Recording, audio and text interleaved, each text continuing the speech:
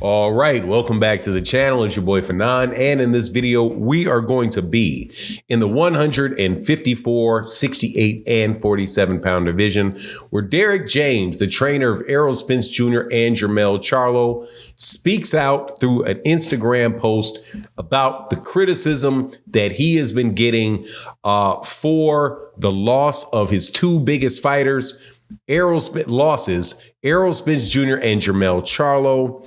And I think that his reaction to it is dead on. Let's talk about that in this video.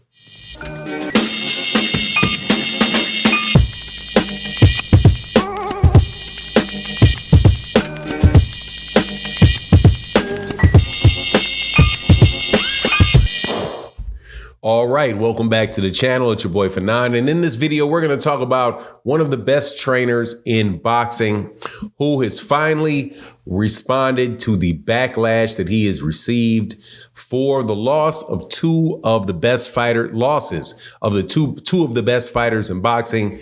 Derrick James is the trainer, Errol Spence is the fighter number one, and Jermell Charlo is fighter number two. And he reacts on his Instagram with a little post very politely, but I gotta tell you, this man is 100% right, because there's been a lot of heat thrown at this man. And I think the amount of pressure put on him and the things being said about him are ridiculous. But before I get into the details of it, let me welcome you back to the channel. If you are new to the channel, please accept my invitation to hit the subscribe button, hit the bell icon so you can be notified of when we release more videos. And if you are a longtime subscriber and supporter of the channel, thank you so much for your continued support. It really is essential to the channel. Thank you to everybody that supports in the super thanks and in the super chats in the video that we do and in the live streams that we do pretty much every day of the week. Took this Saturday off just to rest a little bit, but we're back at it this morning with the Sunday OG boxing talk. Let's get into this though, because Derrick James makes a post and basically says that people criticize people for things that they have never done themselves. Paraphrasing the post, but essentially that's his response.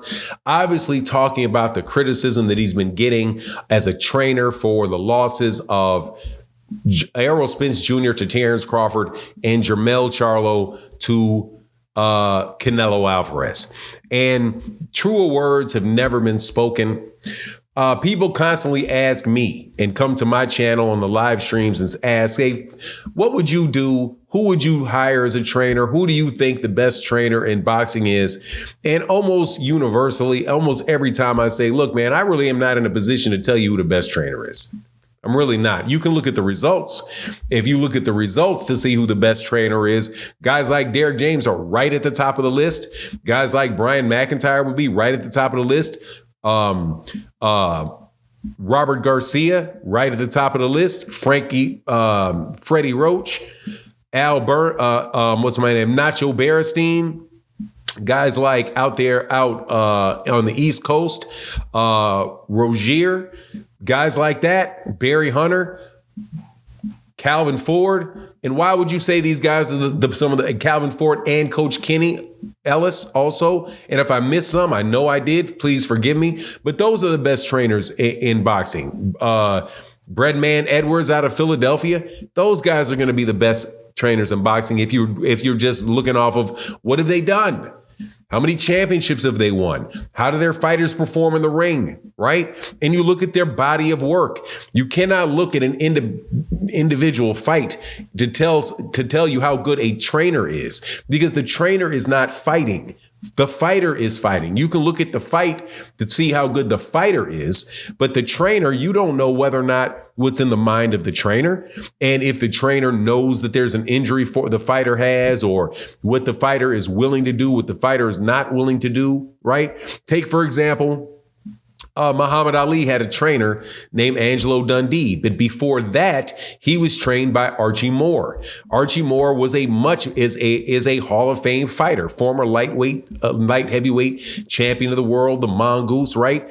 But when the Mongoose was working with Cassius Clay, he could not get Cassius Clay to do the things that he wanted him to do. Where Angelo Dundee gave the secret to dealing with Ali. And he's like, look, man, with him, you got to tell him everything is his idea. You have to say, oh, man, I really like the way that you put your guard up. And then once you compliment him, then, he'll start putting his guard up even more. Where if you're the type of guy that is telling him, you stop, you're doing this wrong, do this right, you're going to run into his ego. You're going to run into it's a personality issue. So you have to look at the body of the work of the trainer and how trainers are able to deal with multiple fighters, right? And if they're able to bring success to multiple fighters, then you have a good trainer. That's the way that I look at it. So people out there in the peanut gallery, shout out to, what's the name of the old television show they used to have, the peanut gallery? But basically, it was just a bunch of people sitting up there looking at what's going on the main stage. Howdy doody. Yes, howdy doody. That a bunch of people just in the audience looking down at the stage. You need to pump your brakes, especially with Derrick James, because look, man, what's Derrick James' body of work? He had an undisputed champion in Jermell Charlo, and he had a 3-belt holding champion in Errol Spence. And both of them were underdogs going into the fights that they had. So you have a guy that accomplished that thing, literally had an undisputed champion moving up 2 weight classes who was a big underdog. And then you had a guy that at 147 who's been having significant amounts of layoffs. There was an underdog to a guy that was undisputed at 140 and had knocked out every 147 pounder he fought so far. So to judge to dismiss his ability as a trainer is nonsensical to me.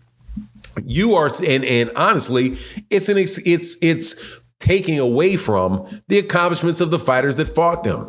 There's no way in the world.